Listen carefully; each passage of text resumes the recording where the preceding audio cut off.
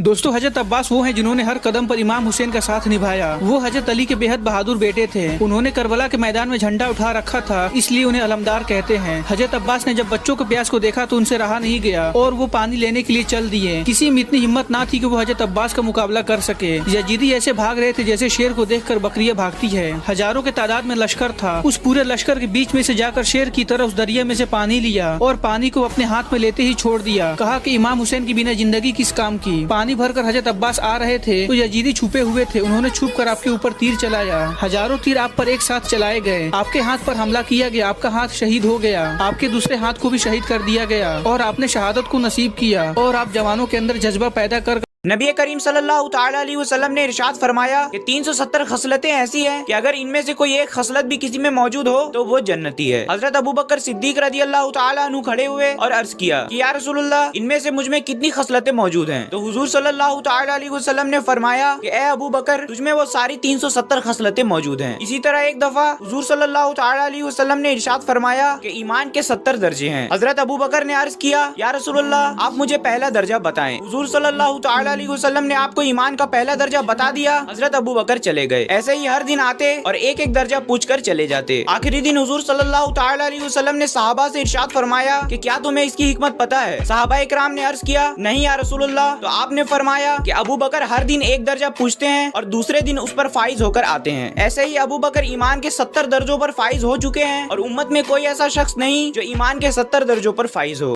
कितने परसेंट लोग जन्नत में जाएंगे और कितने परसेंट लोग जहन्नम में जाएंगे, क्या आप जानते हैं? नहीं जानते तो मैं आपको बता देता हूँ। ये हदीस सही मुस्लिम में मौजूद है। जब अल्लाह के रसूल सल्लल्लाहु अलैहि वसल्लम मेराज के सफर के लिए पहले आसमान पर पहुँचे तो मोहम्मद सल्लल्लाहु अलैहि वसल्लम ने दूर से देखा कि आदम अलैहिस्सलाम अपने सीधे हाथ की तरफ देखकर खुश होते हैं और उल्टे हाथ की तरफ देखकर गमगीन होते हैं। आपने जिब्रील से पूछा कि इसके पीछे क्या वजह है? तो जिब्रील अलैहिस्सलाम ने कहा कि सीधे हाथ की तरफ आदम अलैहिस्सलाम को अपनी औलाद में से दिखाई जाती है और उल्टे हाथ की तरफ उनके औलाद में से उनकी जहन्नम में जाने वाली औलाद दिखाई जाती है, जिसको देखकर वो कभी खुश होते हैं तो कभी गमगीन होते हैं। आप सल्लल्लाहु अलैहि वसल्लम ने पूछा कि कितने में से कितने जन्नती है? तो जिब्रील अलैहिस्सलाम ने कहा कि 1000 में से सिर्फ एक जन्नती है, यानी दोस्तों 0.1% और बाकी के 99.9% इंसान जहन्नुमी